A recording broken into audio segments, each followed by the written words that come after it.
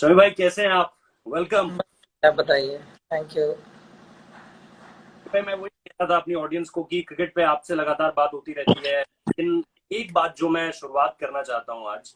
और आमतौर पर क्या होता है, लोग एक दूसरे का हालचाल पूछते हैं जब बात करते हैं।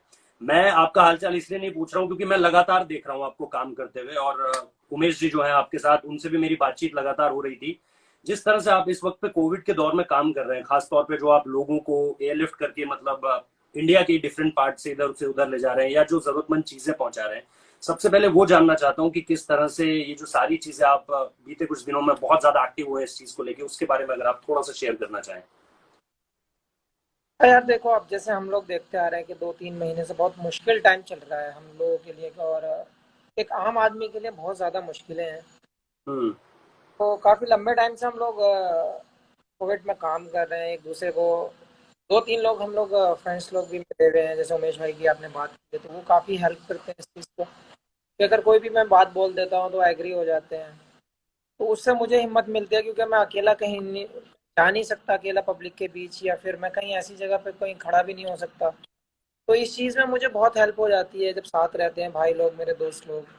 हम्म। और थैंक्स बोलता हूँ इन सब दोस्तों का जो 24 घंटे मेरे साथ लगे हुए हैं, जो चीज़ें अवेलेबल कराने में मेरी मदद कर रहे हैं, क्योंकि हमारे यहाँ पे 5 भंडारे भी चल रहे हैं। हाँ। ऑलमोस्ट 40,000 के आसपास तक का खाना रोज दिया जाता है यहाँ पे। हम्म। तो कोशिश कर रहे हैं कि जितना ज़्यादा से ज़्यादा लोगों तक चीज़ें पहुँच सकें और सुविधाएं हो सकें, क्योंकि अब पिछले, मुझे लगता है पिछले 1 महीने में जो हाल हुआ है NH24 पे, आपने भी देखा होगा बिल्कुल। कि बहुत हालत थी लोगों की, जो पैदल जा रहे थे, जो साइकिलों से, जो रिक्शा से, और अब बसों से जाने लगे हैं। हम्म। लेकिन जो बसें कंटिन्यू चल रही हैं, जो बसें दिल्ली से आती जाती हैं, उन लोगों को पता है कहाँ पर खाना हम दे रहे हैं और कहाँ पर हम लोगों को, उन लोगों को खाना खाना है, तो हम्म। कहाँ उन्हें मिल सकता है। तो प्रशासन ने भी इसमें बहुत हेल्प की है।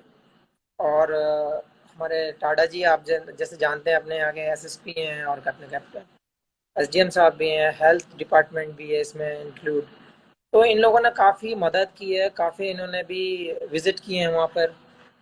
अब जैसे कल हम लोगों ने एक भंडारा और ऑन किया है, शायद आपको पता चला होगा। तो हम लोग कंटिन्यू करते जा रहे हैं, जहाँ पर लोग पैदल निकल रहे हैं, जहाँ पर लोगों को खाना नहीं मिल रहा है, कोशिश कर रहे हैं कि यार उनको दो, एक कहते हैं ना कि अगर सांस की राहत मिल जाए।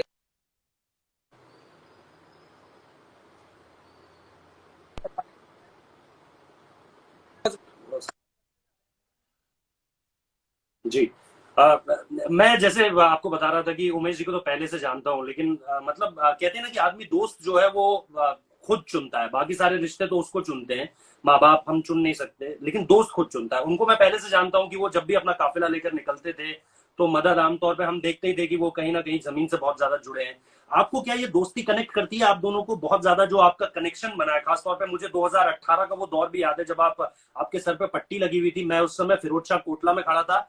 आप रात को जब प्रैक्टिस सेशन खत्म होने वाला था, शाम को देर रात, और उस वक्त पे आप आते हैं, उमेश जी आपके साथ होते हैं, आप पट्टी पट्टी आपके लगी होती है, मेरे पास वो तस्वीर भी है अभी, और आप सीधे जाते हैं अंदर और आप बात करते हैं वहां पर, खिलाड़ियों के बीच आप बात करते हैं। तो वो कनेक्शन मैं तभी से देख रहा हूँ, जब 2018 उससे पहले और अब तक। वो तो ये जो म्यूचुअल कनेक्शन है आप दोनों के बीच का, इसकी जो बुनियाद है वो यही है। आप मानते हैं कि दोनों की ये जो चीजें हैं, एक दूसरे की मदद करना, इस तरह से एक दूसरे के काम आना, लोगों के काम आना, ये कहीं ना कहीं बॉन्ड है आप दोनों के बीच? कह सकते हैं आप, लेकिन हमारी दोस्ती बहुत पहले से है। ऐसा नहीं है कि हम लोग केवल इस वजह से ही जुड़े हुए हैं, फैमिली कनेक्शंस भी हैं। और सबसे बड़ी बात क्या है कि थिंकिंग मैच करती है एक दूसरे से। एक दूसरा हम लोग मदद करना चाहते हैं दूसरे की। हाँ, कोई हमारे घर पे आया, हमारे दर पे आया, या हमारे जरिए हम्म। किसी पर मदद हो सकती है, तो ज़रूर करते हैं। और आप शायद उमेश भाई को बहुत टाइम से आप भी जानते हैं इस बात में। बिल्कुल। तो और यही चीज़ मैं कहना चाहूँगा, जो जो काम सोनू सूद ने भी किया है, वो भी हम्म। हमारे दोस्त हैं। तो हमारा एजेंडा है, अगर हमारी वजह से किसी को एक टाइम का खाना या पानी या राहत कोई भी मिल जाती है, तो हमें लगता है कि हमें दिल से खुशी होती है। और सबसे बड़ी चीज़ क्या होती है, उन लोगों को जब वो चीज़ हम लोग जब अवेलेबल कराते हैं चीज़ें, जब हम लोग गिफ्ट करते हैं उन लोगों को। जैसे हम लोगों ने कल भी आपको पता चला होगा, अमरोहा में हम लोगों ने बहुत सारा राशन पानी भी बांटा है। तो एक मन से खुशी होती है और कोई बात नहीं है, ना तो कोई जबरदस्ती लेने आता है और ना कोई जबरदस्ती देने के लिए जाता है। ये मन आपने को बिल्कुल। कि हाँ हमने एक काम किया था और वो किसी काम की जगह पर लग गया है।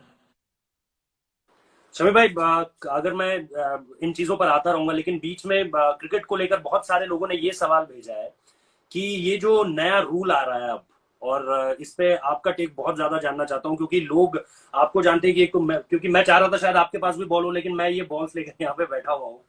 तो मैं ये जानना चाह रहा था कि नए बॉल के साथ अगर सीम पोजीशन की बात करें और पुराने गेंद के साथ अगर रिवर्स स्विंग की बात करें, तो ये जो अब आया है कि आप थूक नहीं लगा सकते गेंद पे, और थूक लगाना आप निश्चित तौर पर इसकी इंपॉर्टेंस बता पाएंगे कितनी ज्यादा जरूरी होती है, खासतौर पर गेंद को जितना ज्यादा आप पुराना और रिवर्स के लिए आप मददगार बनाए।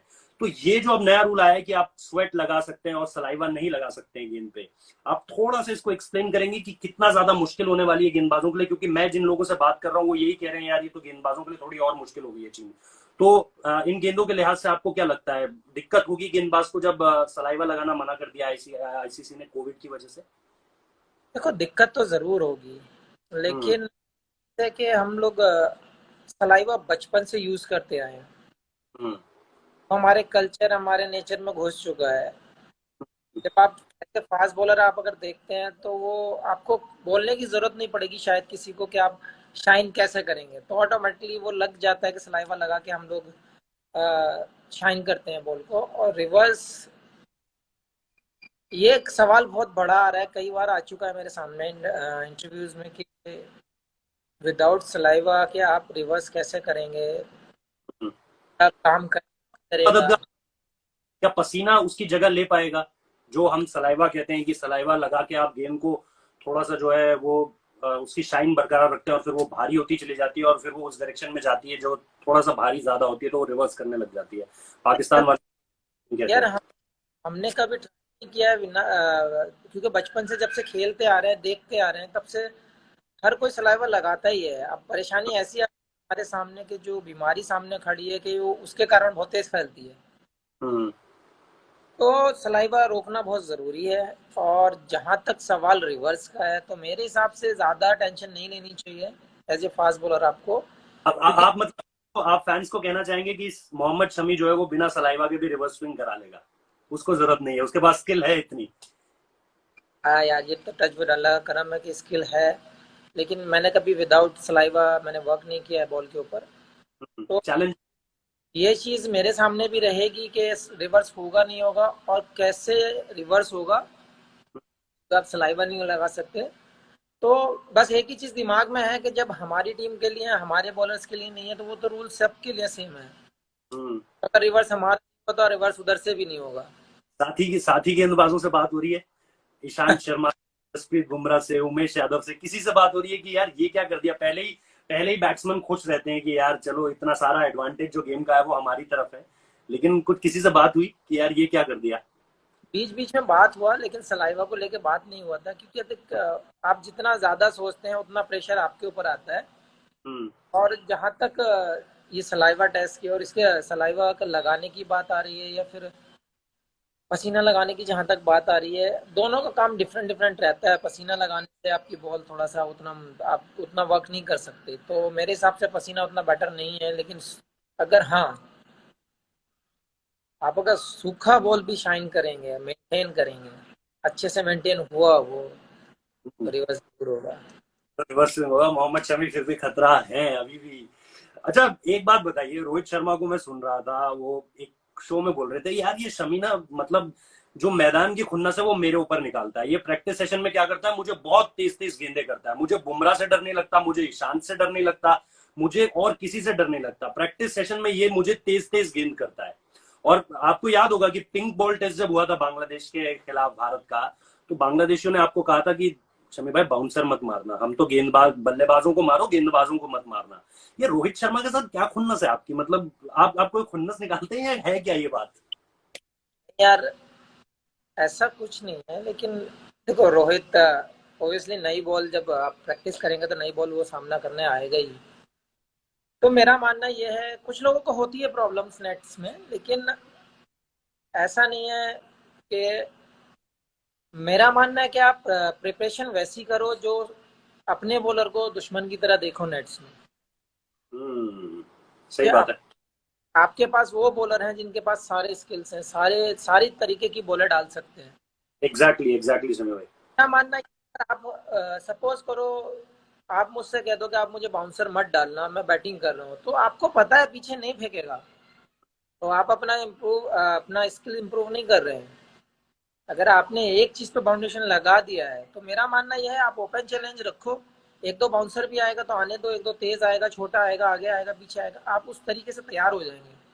हम्म। नेट आप कभी भी देखना, मैं और रिद्धिमान का बहुत कहते हैं ना 36 का आंकड़ा है, वैसा होता है। रिद्धिमान आएगा तो दो चार बाउंसर तो आने पक्के हैं।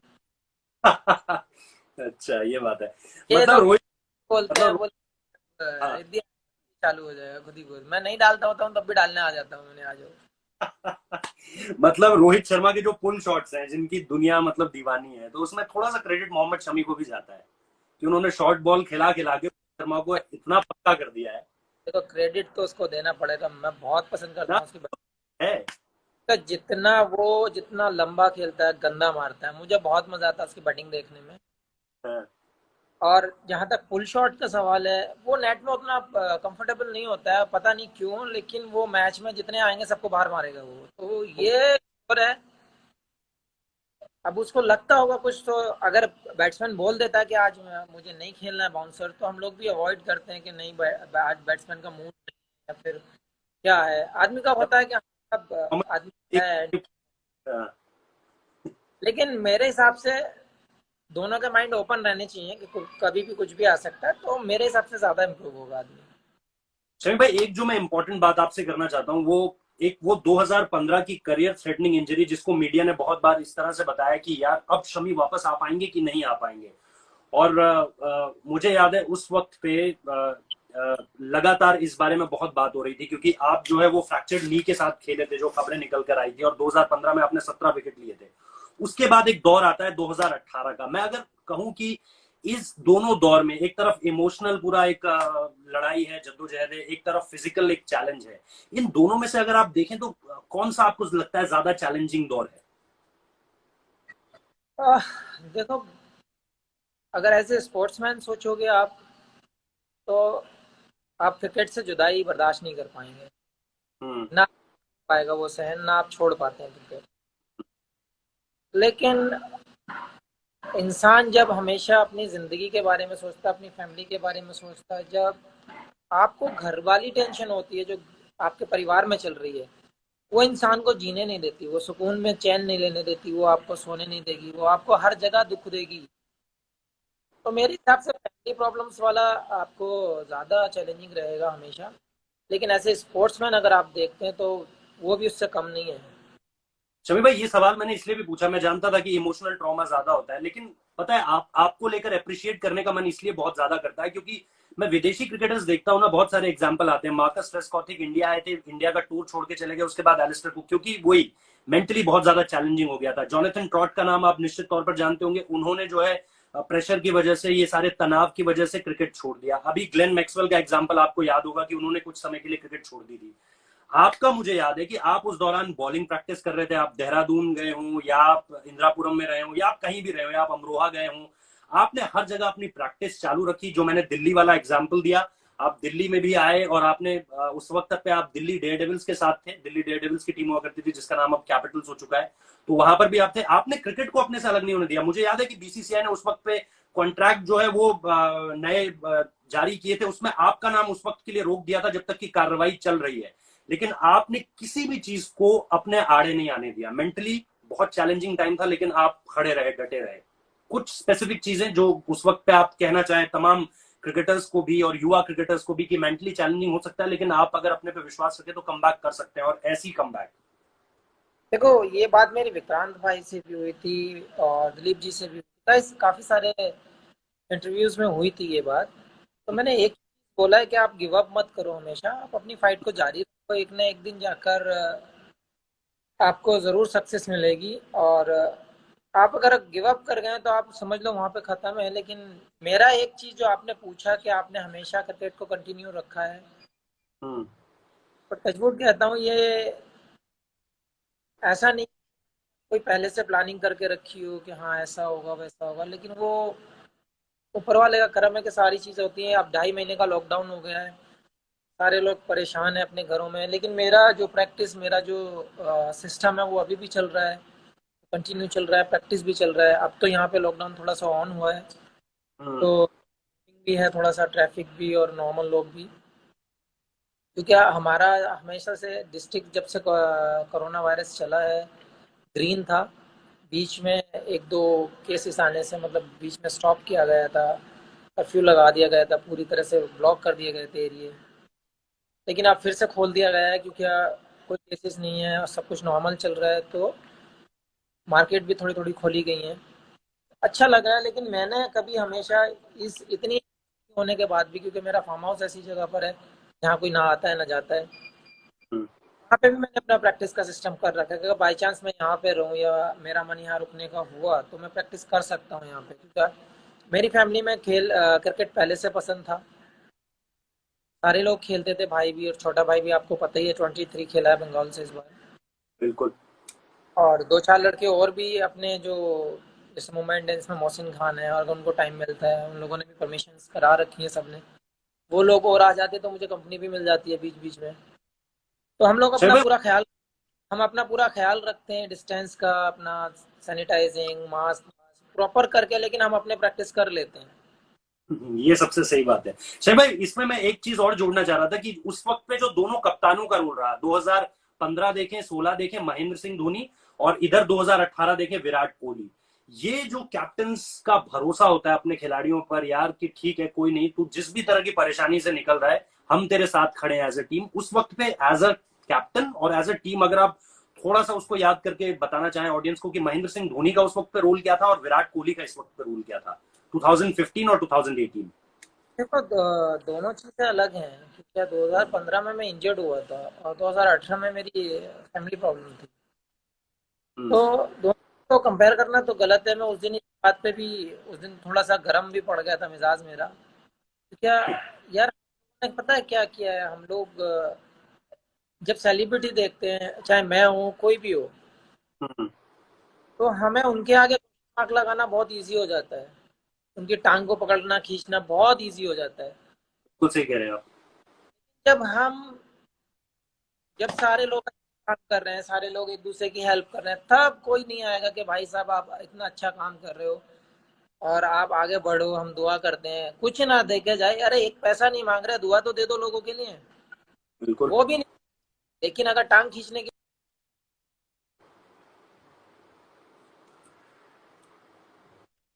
और कॉल आ गया था एक, तो नहीं कोई हमारी बात नहीं, कोई बात नहीं शर्मा। टांग खींचने वाले लोग बहुत आ जाते हैं। कहने का हम्म। मतलब ये, कंपेयर अगर करना है, मैं कहता हूँ आप कंपेयर करो, as a fan, as a reporter, और जो भी आपके दिमाग में क्वेश्चन मार्क आता है। उस दिन भी मैंने यही बात बोली थी, अगर विराट कोहली और महेंद्र सिंह धोनी को आपको कंपेयर करना है, तो कम से कम आप एक बार ये भी तो कह सकते हो कि उन लोगों ने क्या क्या अचीवमेंट किए हैं, हम्म। क्या क्या देश नहीं के शर्मा लिए भाई, किया।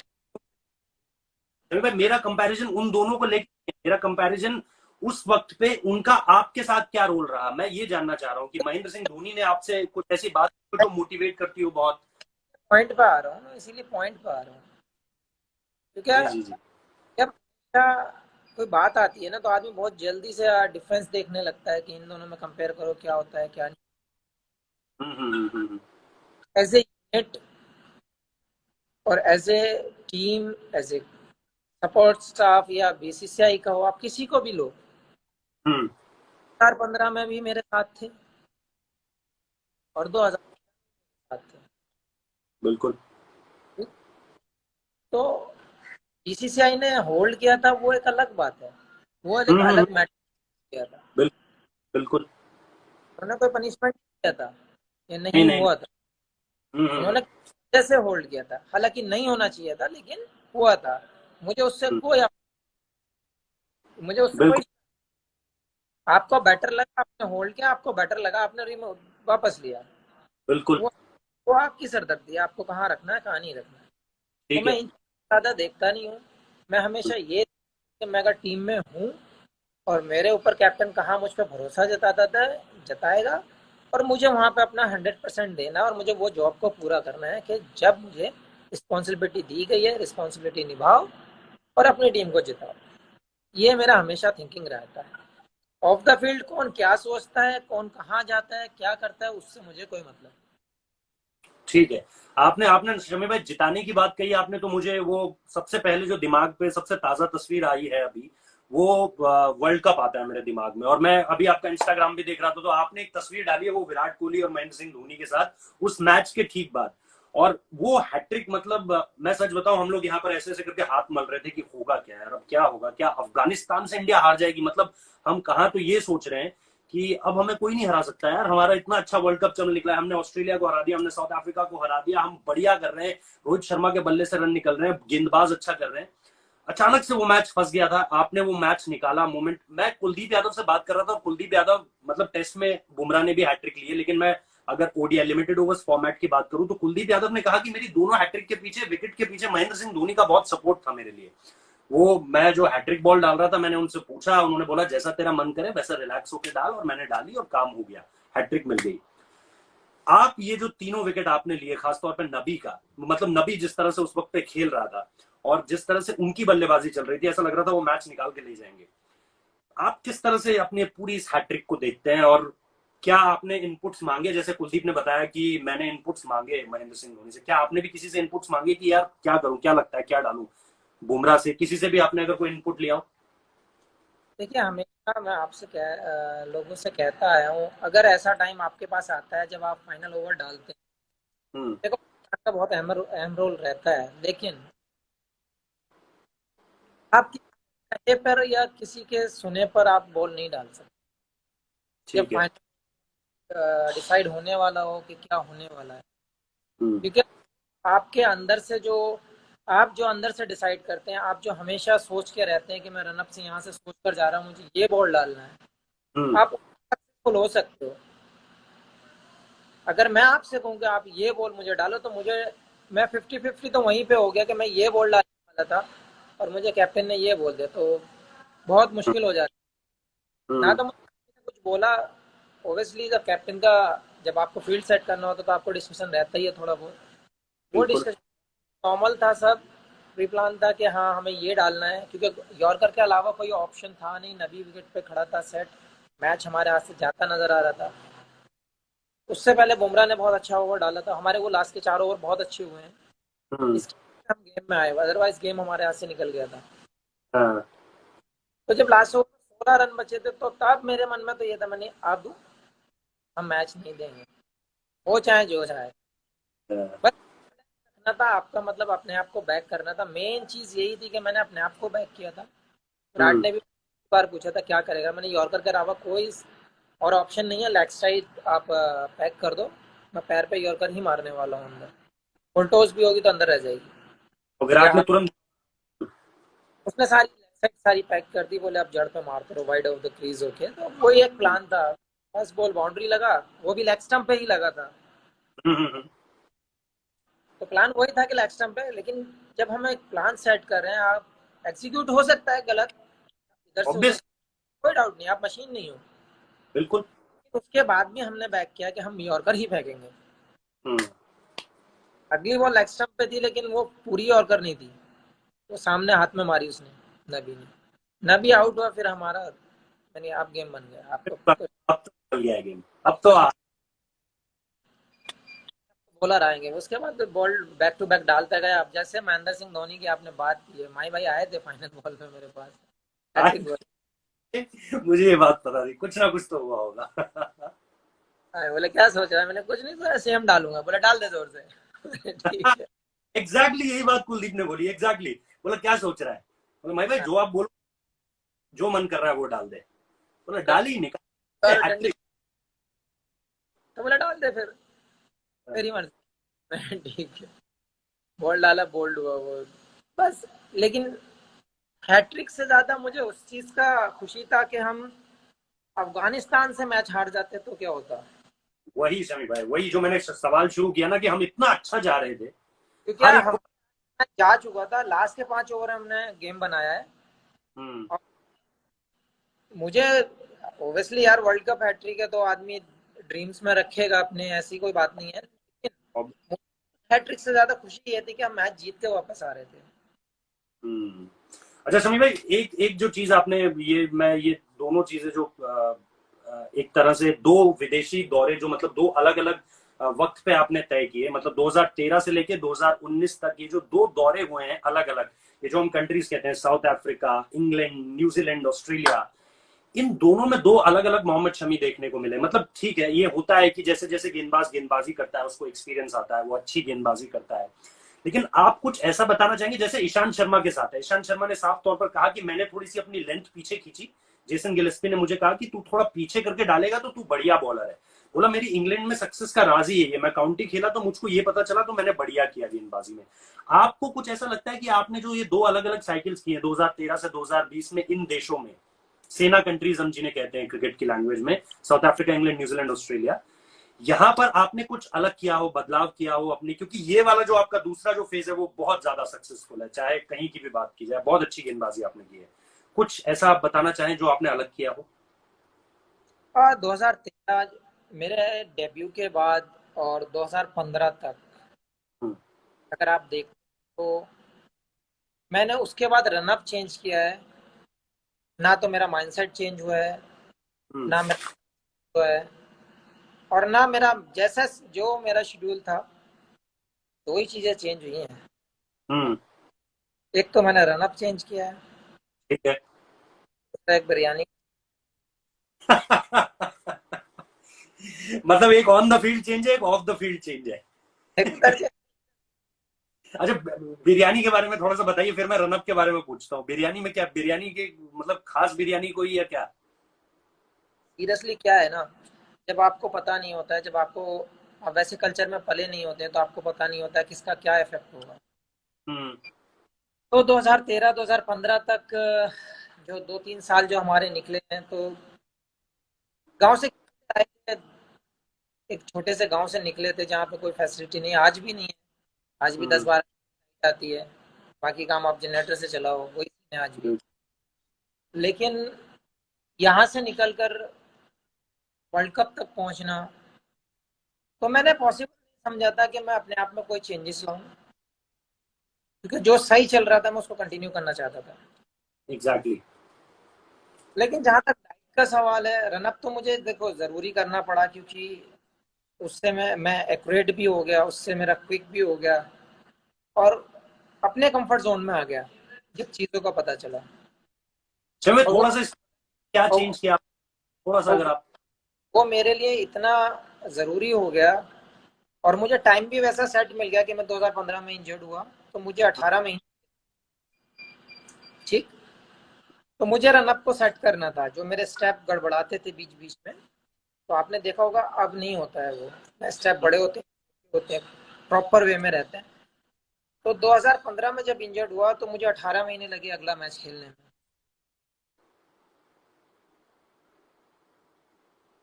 जब आप नी इंजरी के बाद जब आते हैं, तो नी इंजरी के बाद आप जब हमेशा जब स्टार्ट करते हैं, या एंकल लो या कोई भी इंजरी जो आपके लोअर पार्ट में है, तो आप स्लोली स्लोली इम्प्रूव करते हो चीज़ें, थोड़ा थोड़ा इंक्रीज करते जाते हो।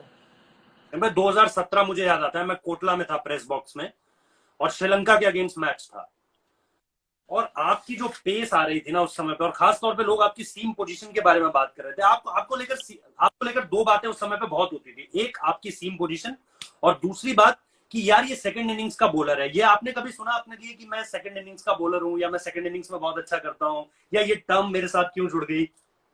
अब मैं आता हूँ, उस चीज़ को पूरा कर दूँ, कंप्लीट कर दूँ। ठीक तो है, ठीक। वो जब इंजरी के बाद जब मैंने धीरे धीरे इंक्रीज किया था, तो वो रनअप को सही करने में वो मुझे हेल्प कर गया वहाँ पे, हम्म। क्योंकि मैं ज़्यादा तेज नहीं भाग सकते, तो मुझे वो स्टेपिंग जो मेरा जो कभी कभी गड़बड़ होता था, वो सेट हो गया उस बीच। तो वो मैंने उस पर फोकस कर लिया कि अभी मेरे चोट है तो मैं थोड़ा थोड़ा कर सकता हूँ, तो मैं धीरे धीरे जब रनअप बढ़ाऊंगा तो उसको सेट कर लूंगा। हम्म। 18 महीने मुझे जगह पे मिल गए, और वहां से मैंने अपना रिदम कंप्लीट कर लिया। तो और वहीं दो से सीम पोजीशन पे आपने काम किया, जो सीम के लिए बोला जाता पोजीशन की जहाँ तक बात है, लोग करते आए हैं, अब आकर है। लोगों ने लगा दिया है, तो पता नहीं, बट मुझे क्या, जो मुझे जॉब दी जाती है मैं डन करने की कोशिश करता हूँ कि हाँ जो मुझे रिस्पॉन्सिबिलिटी दी गई है मैं उसको पूरा करूँ। लेकिन सेकंड इनिंग अगर आप मतलब कंपेयर करेंगे तो मुझे लगता है दोनों में ऑलमोस्ट बराबर बराबर बिकते हैं। मैं ये 2017 की बात कर रहा हूँ। ये 2017 में बातचीतें चलती थी कोटला के प्रेस बॉक्स में। तो अब तो 2000 कुछ नहीं बोल 2017 में टोटली चेंज था आफ्टर इंजरी। सकता। हाँ। मेरा रिदम डिफरेंट था, मेरा जो बॉल डालने का जो प्रॉपर रिदम आ रहा था वो आ रहा था, क्योंकि उस टाइम पोल्यूशन का शायद इशू हुआ था, आपको याद होगा जब श्रीलंका से टेस्ट मैच चल रहा था। हाँ, हाँ, पोल्यूशन का बहुत ज्यादा इशू हुआ हाँ। था, लेकिन अच्छा, जिसमें वो मास्क लगा के चले गए थे वापस। जी वही। जिसमें मैं बात, वही मैच था शायद हाँ, जो हाँ, मुझे। हाँ, बात कर रहा हूँ। एग्जैक्टली हाँ, वही मैच। लेकिन उसके बाद जो मुझे कंफर्टेबल लगा तो मैं आज तक वही रिदम पे, और सीम पोजीशन की जहां तक बात है यार वो मेरा नेचुरल हो गया, क्योंकि मेरे हाथ में कोई भी चीज गोल आ जाती है ना, जैसे लाइक बॉल हो तो मैं बॉल घुमाता ही रहता हूँ हमेशा, तो रोटेट करता ही रहता हूँ। तो वो एक रहता है, अगर बैट्समैन होगा तो बैट नॉकिंग करता रहेगा। वही मैंने तो एक दिन में एक बार मैंने प्रवीण कुमार से हाथ मिलाया, तो प्रवीण भाई से मैंने पूछा, प्रवीण भाई जो इंडिया इंडिया बॉलर थे, प्रवीण कुमार से हाथ मिलाया तो बोला, मैंने कहा भाई आपका हाथ बड़ा सख्त है। तो कहते थे मैं पता है हॉस्टल में ऐसे ऐसे करके यूं लेट के ऊपर ऐसे कैसे करके बॉल ऐसे ऐसे करके फेंक के और ऐसे ऐसे कैच करता रहता था, इसी वजह से मेरी जो कलाई है वो इतनी मजबूत हो गई। ये 2015 में मैच हुआ था तो उस टाइम पे मैं एक नया बॉल लेकर गया था। हाँ, वो व्हाइट बॉल पे जो ठप्पा लगा होता है कोकोबुरा का, और उसका इस पे लोगो लगता है ना कोकोबुरा, तो बिल्कुल हम्म, नया था। अब जब मैं प्लास्टर टांग पे चढ़ा हुआ था, छत हम्म। सीलिंग में था, अब मैं कोशिश करता था कि मेरा सीम फैन को जस्ट किस करता रहे उधर, अरे जोर वाह। जोर से हिट ना हो। तो ये राजा सीम पोजीशन का। तो बस कोशिश करता था कि सीम पे जाए, जस्ट टच करके वापस आ जाए। वो बॉल के सारे जितने प्रिंट थे सब उड़ गए, फिर केवल सीम जैसा था वैसा ही था, लेकिन उस पर ना कुछ लिखा हुआ बचा था, ना हम्म। कुछ, प्योर वाइट हो चुका था बॉल। कोई ये नहीं कह सकता था कि ये कोकोब्रा है कौन सा बॉल है। तो बस 18 महीने, 18 तो नहीं लेकिन 6 से 7 महीने मैंने यही किया है बैट में पड़े पड़े। और ये जो आपका न्यूजीलैंड का कॉल बैक था, जब आपको न्यूजीलैंड बुलाया गया, इस पे भी आपने कुछ एडजस्टमेंट किए, खासतौर पे व्हाइट बॉल के साथ कोई एडजस्टमेंट आपने किए, या नहीं यार, व्हाइट। देखो मैं कभी अपने आप को कहीं पे एडजस्ट नहीं करता हूँ, क्योंकि जो मेरा बॉलिंग स्टाइल है, जो मेरा अप्रोच है, मैं हमेशा सेम ही रखता हूँ। हाँ, T20 में बहुत टाइम के बाद रखा था टीम में, और रिस्पॉन्सिबिलिटी भी दी गई थी।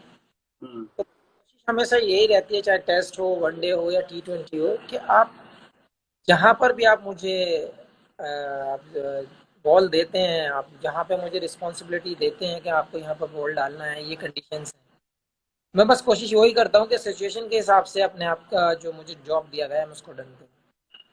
अरे भाई, एक जो बंगाल से एक हमारे जर्नलिस्ट दोस्त है, उन्होंने, संदीपन बनर्जी, उन्होंने आपके लिए ये सवाल भेजा था कि यूपी से वेस्ट बंगाल आना, टीनेजर, एज ए टीनेजर, और फिर यहाँ कोलकाता के मैदानों पर स्ट्रगल करना, एक तरह से शुरुआती समय में लगातार अच्छा करने की कोशिश करना, उसके पीछे वजह क्या थी, और उस दौर को आप याद करते हैं, वो वक्त कैसा था?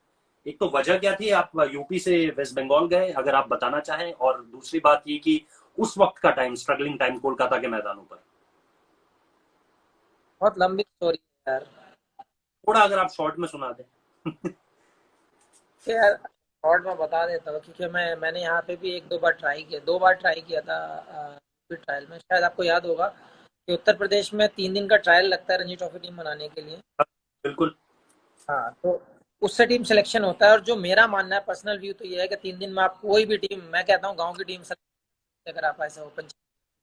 हाँ, तो जब इन्होंने मुझे 3 बार फाइनल राउंड से बाहर निकाल दिया, फाइनल राउंड तक जाता था मैं वहाँ, उसके बाद गायब हो जाता था।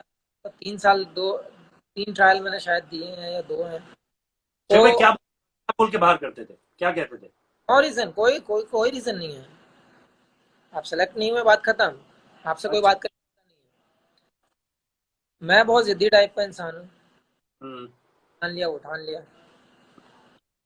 फिर मैंने डिसाइड किया, कोच से बात की मैंने, यार बंगाल जाना है, वहाँ शायद सुना है कि लीग खेलते हैं, 10 12 15 टेस्ट, 15 डेज मैच मिलते हैं वहाँ पे, परफॉर्म करो तो कैंप में आते हैं। और कैंप अच्छा हुआ तो वो टीम में भी रख सकते हैं। इस समय आपकी उम्र क्या थी शमी भाई, उस समय आपकी उम्र क्या थी? कितना होगा उम्र ज्यादा? 14। 13-14 साल। ठीक। 14 साल की उम्र तो वहां पे गया अपना जाके, क्योंकि मुझे तो ना ये भी नहीं पता था कि वहाँ छोले के साथ क्या खाते हैं, चने के साथ क्या खाते हैं। मैं तो रोटी चावल का वेट कर रहा था कि कुछ मिलेगा तो खाऊंगा, लेकिन वो ब्रेड से खाई जाती है। हाँ। तो इतना भी दिमाग नहीं था कि क्या क्या है क्या नहीं है, बट इन्होंने 15 साल का होऊंगा, ऐसा कुछ होगा। तो क्या हुआ कि वहाँ पे जब मैंने वहाँ पे क्लब लीग का ट्रायल दिया, ट्रायल क्लब में रखा, तो मैंने शायद 9 मैच खेले थे, 40 विकेटें ली थी और 250 या 300 रन भी बनाए थे। उन्होंने क्लब में अगले साल भी रखा, फिर उन्होंने 11 मैच खिलाए तो 44 विकेटें ली थी। हम्म। ऐसे बढ़ के मेरा कॉन्फिडेंस मिल गया, लेकिन फिर उन्होंने मुझे कांटेक्ट कर लिया कि हाँ हम आपको इतना पेमेंट देंगे, आप हमारे यहाँ से सीज़न खेलो, आपके कहीं भी आप लीग खेलो 4-5 साल लगते हैं आपको। तो हम्म। 4 के बाद वहाँ से मुझे कैंप में चांस मिला, अच्छी विकेटें ली सब कुछ, लेकिन एक ही चीज़ था कि अगर शायद मैं यूपी में रहता हम्म। तो मैं खेलता और ना मुझे कोई जानता। उसको आप बदलना। कभी अगर मैं आप मतलब। तो बहुत ज़्यादा लंबी हो जाएगी स्टोरी। हाँ हाँ हाँ, कोई दिक्कत नहीं है। कोई दिक्कत एक एक एक जो चीज मैं आपसे जानना चाह रहा हूँ वो ये कि जो इस वक्त का दौर है, ये जो अब जो इंडियन टीम है इस वक्त पे, और खास तौर पे जो मैं शुरुआत में भी अपने दोस्तों को कह रहा था कि ऐसा जरूर हुआ है इंडिया में कि कभी हमने एक कपिल पाजी देखे, कभी हमने एक देखा जयवर्धन श्रीनाथ, वेंकटेश प्रसाद, जहीर खान, एक एक करके हमारे पास चीजें आती रही, लेकिन कभी ऐसा दौर नहीं रहा जो आज हम जिसे कहते हैं कि यार इन तीनों को देखो जरा, इन तीनों के सामने दुनिया का कोई भी बल्लेबाज डरेगा। और ये सिर्फ भारतीय कमेंटेटर्स या भारतीय एक्सपर्ट नहीं कहते हैं, ये दुनिया का हर एक्सपर्ट मानता है। आप नासिर हुसैन की बातचीत सुनिए, वो आप तीन, खास तौर पे आप तीनों का टेस्ट मैचेस में नाम लेते हैं, जसप्रीत बुमराह, ईशांत शर्मा, मोहम्मद शमी, इस ऑर्डर में ये नाम लेता रहा जाता है। एन बिशप से आप सुन लो, किसी से भी आप सुन लो।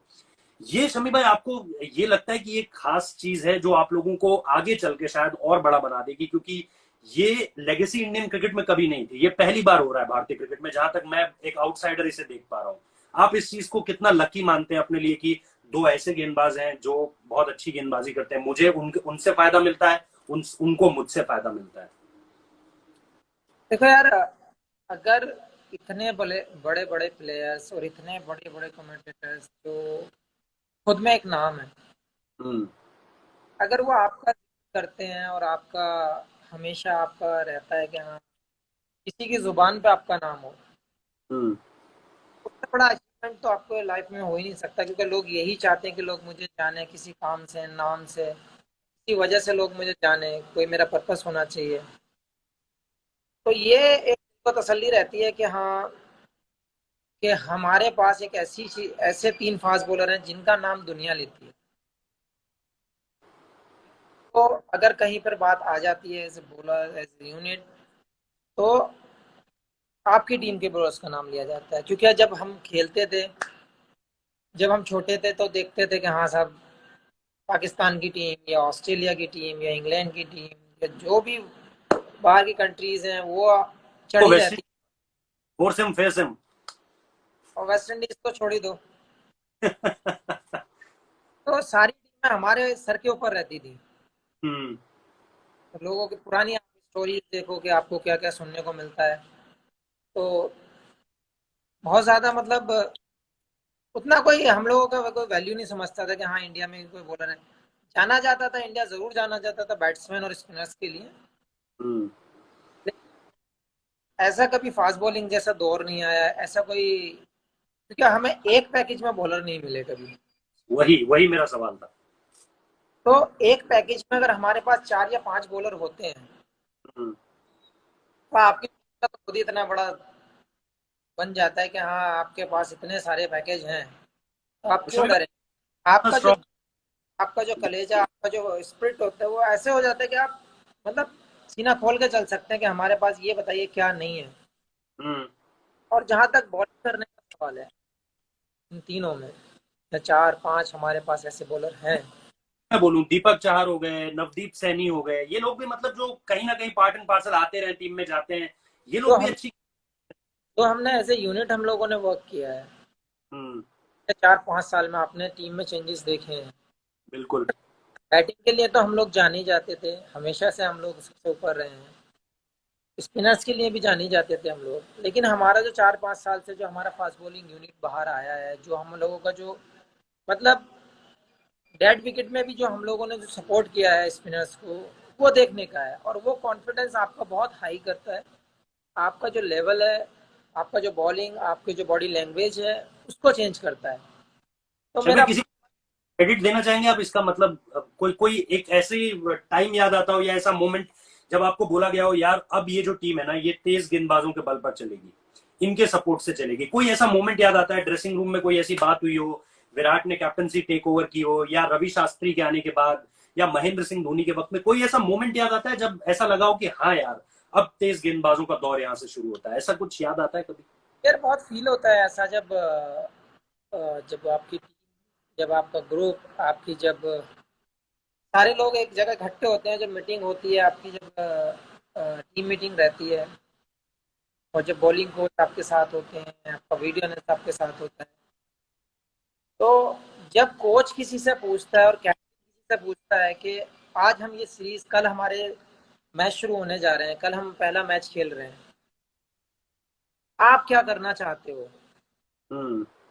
क्योंकि बहुत इजी होता है दूसरे को कमेंट्स करना, दूसरे के ऊपर बोलना कि आपको ये करना चाहिए, आपको वो करना चाहिए, लेकिन मुझे ये चीज़ें बहुत अच्छी लगती हैं। कैप्टन हमसे पूछता है क्या प्लान है, कोच हमसे पूछते हैं क्या प्लान है, तो एज ए यूनिट हम फिर एक प्लान बना लेते हैं कि हाँ हमें ये करना है, आप ये करना है, अगर ये नहीं हुआ तो ये करना है, ये नहीं तो ये। तो बहुत प्राउड फील होता है अपने आप पे जब कोच और कैप्टन तुम्हारे साथ एग्री होते हैं कि हाँ हम ये करेंगे टीम के लिए। और जब आप उसमें सक्सेस होते हो तो कैप्टन की और कोच की टेंशन ही खत्म हो जाती है कि जब आपके बॉलर इस मैच्योरिटी लेवल पे हैं कि वो कोई भी प्लान करके सक्सेस हो सकते हैं, तो आप मुझे लगता है कि बॉलर्स की तरफ से तो कैप्टन फ्री हो जाता है। ऑस्ट्रेलिया की जीत के बाद कुछ बोला था विराट ने खास तौर पे बॉलर्स को, क्योंकि वो बॉलर्स का बहुत बड़ा कंट्रीब्यूशन था वहां पे, कुछ याद आता है ऐसा मोमेंट? कोई किस्सा अगर आप बताना चाहें। हम लोगों ने पार्टी की थी, बहुत मज़ा किया था, पूरे टीम के यूनिट थी, फैमिली थी टीम के साथ, बहुत मज़ा आया था वहाँ पे। और सबसे टॉप फ्लोर पे हम लोगों ने सिडनी ब्रिज के सामने जो होटल में हम लोग रुकते हैं, वहाँ पे पार्टी की। बहुत मज़ा आया था, सब लोगों ने डांस वांस किया था, वीडियो है मेरे पास, वो डालता नहीं हूँ, लेकिन जो एक चीज़ वहाँ पे आपको समझ में आई होगी पूरी सीरीज के अंदर, कि कोई भी बैट्समैन हो या कोई भी बॉलर, कोई सेल्फिश नहीं खेला था उस सीरीज में, या अपने लिए नहीं खेला था। सही बात है। क्योंकि देखिए आपने पर्थ का विकेट देखा होगा, बहुत डेंजर विकेट चल रहा था, क्योंकि हाफ वॉली बॉल भी वन बाउंस बाउंड्री हो रही थी। हाँ हाँ। हाँ, लेकिन फिर भी विराट को भी बॉल पहली शुरू में जाते बॉल लगी थी, लेकिन हम्म। उसने भी शो नहीं किया था कि मुझे लगी है नहीं लगी है, क्योंकि एक सौ उन्होंने तिरपन एक बोला सौ बोल।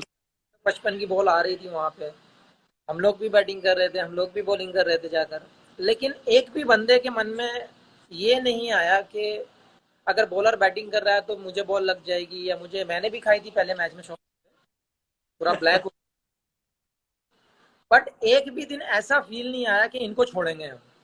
हाँ, बहुत मतलब मजा वो आया। और कोच कैप्टन लगा था कि मैं जीतना है। सीरियसली मैं बता रहा हूँ आपको, जब हम लोग सीरीज जीत कर निकले थे तो Australian wicket keeper Adam Gilchrist भी आए थे, पॉन्टिंग भी थे, जो उन्होंने बोला था कि बहुत दिन के बाद देखने को मिला है ऐसा कि कोई टीम आकर ऑस्ट्रेलिया में ऑस्ट्रेलिया को हराई है, और इस के मिला। साथ। तो वो मोमेंट्स बहुत याद आते हैं कि हाँ यार, इतने बड़े प्लेयर्स आपको आपने उनकी कंट्री में मैच जीता है, और फिर वो आके आपको वेल्डन बोलते हैं, तो मुझे लगता है वो प्राउड फील से उससे ज्यादा क्या फील कर। एडिलेड में ही एक बार ऐसा हुआ था शमी भाई, 2003 में दादा जब वहां पे ड्रॉ करा दी थी सीरीज, तो जब गए थे तो प्रेस कॉन्फ्रेंस में तालियां बजी थी उनके लिए। तो वही मोमेंट आपने याद दिला दिया। अच्छा, जाते जाते बस एक दो सवाल मैं आपसे करना चाह रहा हूँ। एक एक तो निश्चित तौर पर ये जानना चाह रहा हूँ कि अब यहाँ से आगे मोहम्मद शमी अगर कुछ थोड़ा सा बताना चाहे, कुछ नया अपनी गेंदबाजी में अगर वो करना चाह रहे हैं, कोई नए कहते हैं ना आमस आप लाना चाह रहे हैं, कोई नए हथियार जोड़ना चाह रहे हैं अपनी गेंदबाजी में, या फिर कुछ और, मतलब आगे अब वर्ल्ड टेस्ट चैंपियनशिप है, आईपीएल होना था इस वक्त पे, तो शायद आईपीएल मतलब अपने बिजनेस एंड की तरफ बढ़ चुका होता। कुछ इस तरह की कोई नई चीज आप प्रिपेयर कर रहे हैं आने वाले समय में अपनी गेंदबाजी में जोड़ने के लिए? यार 2 महीने से तो कुछ नहीं हो पाया है ऐसा कुछ आपको कुछ नई कुछ खोज करने को तो मिली नहीं है। ट्राई कर रहे हैं कि अपने आप को जितना फिट रख सके, यही एक सबसे बड़ा चैलेंज है हमारे सामने कि हम अपने आप को अगर फिट रख सकते हैं तो इससे बड़ी खुशी की कोई बात नहीं हो सकती। स्किल तो आपके हाथ में है, आप 10-15 दिन या 1 महीना लगाकर आप अपने स्किल पे वापस आ सकते हैं क्योंकि वो आपके अंदर टैलेंट भरा हुआ है। मेन चीज़ क्या होती है कि आपकी डाइट अपना प्रॉपर होना चाहिए, आपका फिटनेस बराबर होना चाहिए। अगर आपकी ये दोनों चीज़ें कंप्लीट है तो मेरे हिसाब से आपको ज़्यादा टाइम लगेगा नहीं ट्रैक पर आने में। तो मैं बस कोशिश यही कर रहा हूँ कि अपने आप को, जैसे हमारा एजेंडा चल रहा है कि स्टे होम स्टे सेफ वाला, और स्टे फिट रखना बहुत ज़रूरी है। सही भाई, कुछ क्रिकेटर ये भी कह रहे हैं कि आईपीएल पहले, मतलब वर्ल्ड टी20 पहले खेलें, उससे पहले कुछ हम टूर्नामेंट खेल लें, कोई मैचेस खेल लें, डायरेक्ट वर्ल्ड टी20 खेलना थोड़ा सा खतरनाक हो जाएगा, या सीधे वहां पर जाके परफॉर्म करना एकदम, थोड़ा सा बॉडी के लिए टाइम चाहिए, कम से कम 10-15 दिन चाहिए हर खिलाड़ी को।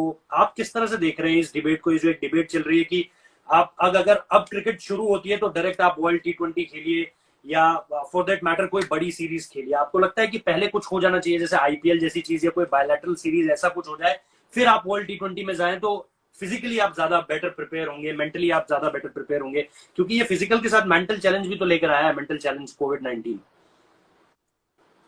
हाँ यार हम मशीन तो है नहीं कि आपने इधर स्विच दबाया हम लोग चालू हो गए, या हम आपको ऑफ किया तो हम रुक गए। ऐसा तो कभी नहीं। आप एज ए स्पोर्ट्समैन अगर आप देखते हैं तो आपकी बॉडी को टाइम चाहिए होता है, आपका जो मूवमेंट है आप उसको लाने में थोड़ा सा टाइम लगता है, क्योंकि 2 से 3 महीने हो गए हैं किसी ने कोई बैट बॉल कुछ नहीं हुआ है। हालांकि लोग ट्रेनिंग भी नहीं कर पाए, टचवुड हम तो कर रहे हैं इस चीज़ का, थैंक यू है, अल्लाह को शुक्र गुजार हैं हम इस चीज़ में कि हमें है, हमारे पास फैसिलिटी तो हम कर सकते हैं। लेकिन ज़रूर यार 10-15-20 दिन मुझे लगता है कि आपको कैंप करना चाहिए, आपकी एक्टिविटीज़ होनी चाहिए, और आपकी 1-2 सीरीज़ वैसी होनी चाहिए जो वर्ल्ड टी20 से पहले आपको, आपके जो मोमेंटम है, आपके जो बॉडी फ्लेक्सिबल होनी चाहिए वो प्रॉपर हो जाए। ऑस्ट्रेलिया में फिर से ऑस्ट्रेलिया को हराने के लिए तैयार हैं आप? अरे यार चैलेंज तो हम कहीं भी लेने तैयार हैं, कोई भी हमारे सामने आए हम चैलेंज लेने के लिए तैयार हैं। खास तौर पे वो moment जो आपने और बताया कि और हाँ, आप बॉन्डिंग। याद दिला दूं, ये ऑस्ट्रेलिया सीरीज देखने की भी होगी और खेलने की भी होगी। सही बात है, सही बात है, आपने तो पंच लाइन दे दी, ये तो स्टार स्पोर्ट्स वाले ना उठा ले कहीं, ये सीरीज देखने वाली भी होगी और खेलने वाली भी।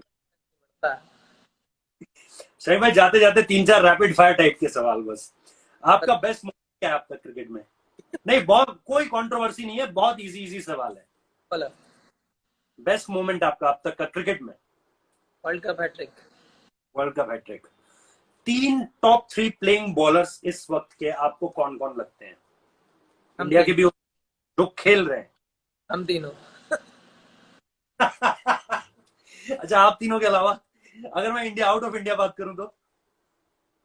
यार आउट ऑफ इंडिया अगर आप बात करते हैं ना तो फिर डिफरेंट डिफरेंट टाइप के बॉलर हो जाते हैं, क्योंकि देखो अगर आप तो, अगर इंग्लैंड को आप देखते हैं तो बता दीजिए मुझे शमी भाई, टेस्ट क्रिकेट में बता दीजिए। टेस्ट क्रिकेट में अगर ओवरसीज अगर आप खेल रहे हैं तो ब्रॉड, एंडरसन और स्टार्क। ब्रॉड, एंडरसन, स्टार्क, ठीक है शमी भाई। अच्छा, एक मैं आपसे जानकारी जानना चाह रहा हूँ, टफेस्ट बैट्समैन इंडिया का मत बताइएगा, टफेस्ट बैट्समैन आपको लगता हो कि यार इसको, इसका विकेट लेना बहुत सेटिस्फाइंग होता है, बहुत खुशी मिलती है इसका विकेट लेने पे? Brathwaite, West Indies opener. Test cricket में भी? टेस्ट क्रिकेट में टेस्ट क्रिकेट की बात बोल रहा हूँ। वो फुल टॉस को भी डिफेंस करता है। Carlos Brathwaite. ये बड़ा अनोखा सवाल है, जवाब है सही।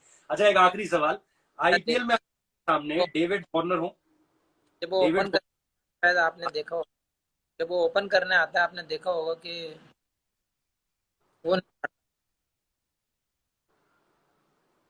एक सवाल मैं आपसे पूछ रहा हूँ, आईपीएल में अगर आपके सामने डेविड वार्नर हो, एबी डिविलियर्स हो, और इसके अलावा आंद्रे रसेल हो, सबसे ज्यादा टफ कौन है?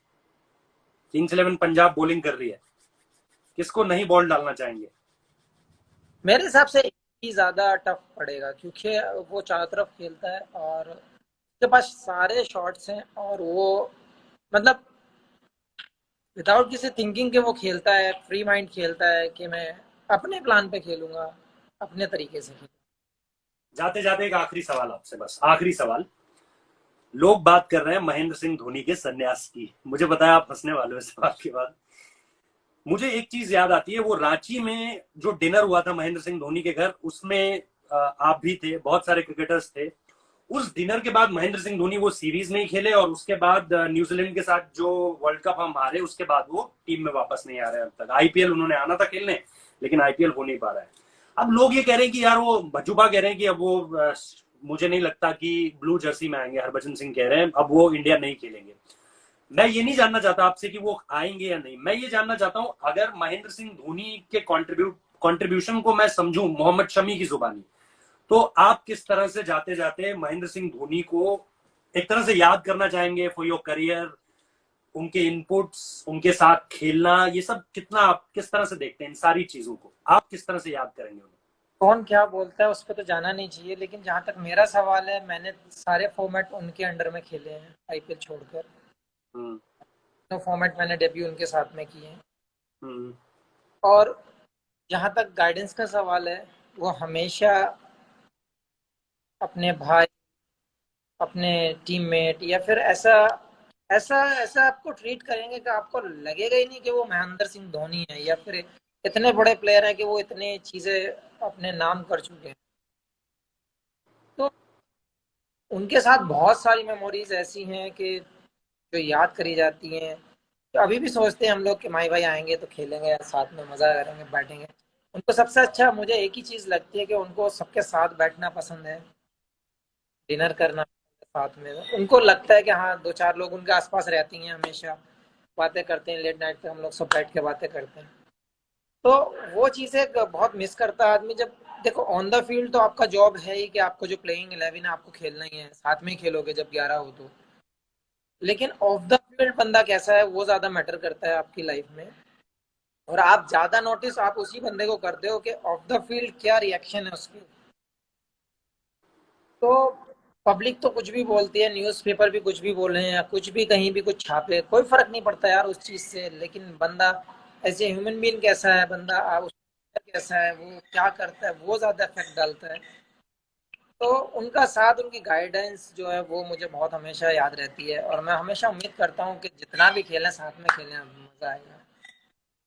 शमी भाई थैंक यू इस चैट के लिए। आपने हर सवाल का मेरे जवाब दिया, और मुझे बड़ी खुशी है कि जो मतलब अल्लाह के करम से आप जो भी काम कर रहे हैं इस वक्त पे, मैंने शुरुआत उसी चीज से की थी कि जो काम आप इस वक्त पे कर रहे हैं उसके लिए हैट्स ऑफ है। मैं दिल से सैल्यूट कर रहा हूं आपको कि आप इसी तरह से वो काम करते रहिए, क्योंकि हमारे देश के लोगों को बहुत जरूरत है उन लोगों की जो कर सकते हैं। कुछ लोग नहीं करना चाहते हैं, लेकिन कुछ लोग जो कर रहे हैं उनको मैं हमेशा चाहता हूं कि वो इसी तरह से आगे बढ़कर काम करते रहे, चाहे वो सोनू सूद हो, चाहे वो आप हो, चाहे वो उमेश जी हो। लगातार इसी तरह से आप काम करते रहिए। अपने फैंस के लिए जाते जाते कुछ कह दीजिए।